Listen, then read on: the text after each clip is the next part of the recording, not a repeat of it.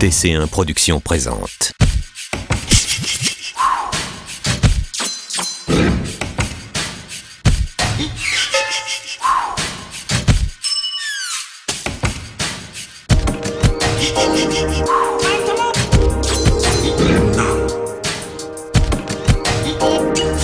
Interview avec la direction artistique de Canal+.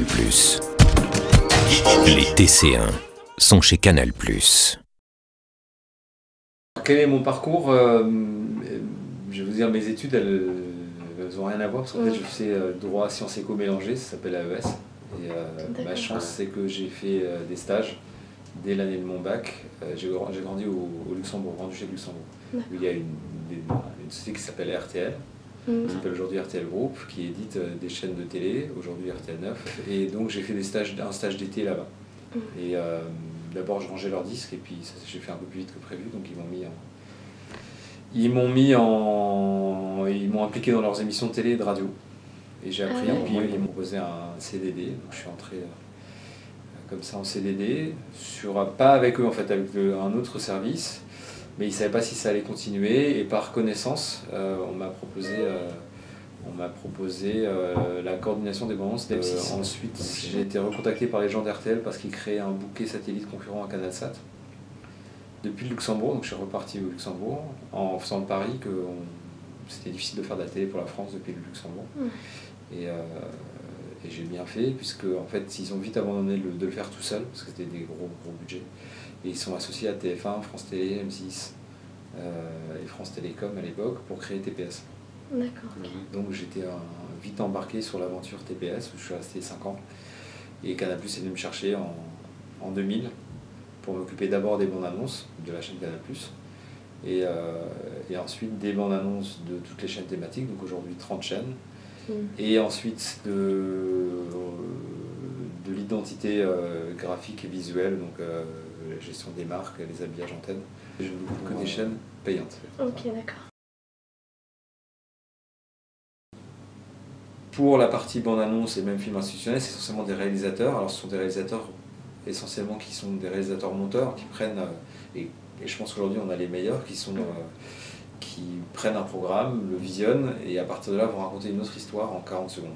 Avec un rythme, avec un travail du son, et là il y a une vraie expertise, donc ça c'est le plus important. Après il y a des rédacteurs qui vont écrire des concepts et qui vont illustrer le travail du réalisateur, il y a des voix. Et c'est vous qui choisissez moi j'ai un adjoint, comme j'ai 4 activités, j'ai des adjoints qui gèrent les différentes activités, donc j'ai un adjoint, le petit bonhomme qui est rentré là, qui s'appelle Thierry Guérin, qui est directeur artistique adjoint en charge des bandes annonces. D'accord.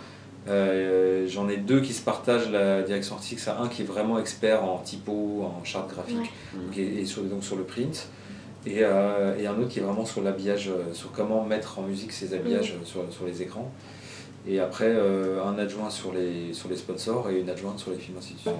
Tout le monde est au même niveau, donc j'ai des managers qui eux-mêmes gèrent des gens. Donc, on me dit qu'idéalement il ne faut pas manager plus de 7, on ne peut pas manager correctement plus de 7 personnes.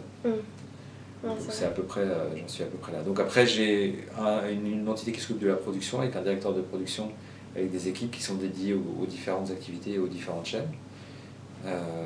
Et après dans les métiers créatifs, je vous ai parlé des réalisateurs, des rédacteurs, des voix, évidemment les graphistes aussi, parce que le graphisme est de plus en plus important dans nos communications et les outils sont de plus en plus performants, on travaille sur After Effects. Et puis c'est tout, c'est déjà pas mal. Il y a un festival qui s'appelle Promax, il y en a un par continent, qui est en fait le festival de la communication des médias, donc les bandes annonces, les habillages, les pubs concernant les médias. Et comme Canal, au début quand je suis arrivé, on envoyait un petit peu des trucs mais on gagnait jamais rien. Et puis comme BETC a commencé à faire des pubs de ouf avec le placard, avec l'ours, donc on a commencé à gagner des prix. Nous-mêmes, on est monté en gamme, on a commencé à gagner des prix pour des bandes annonces, pour le poker, pour Black Swan, des trucs comme ça.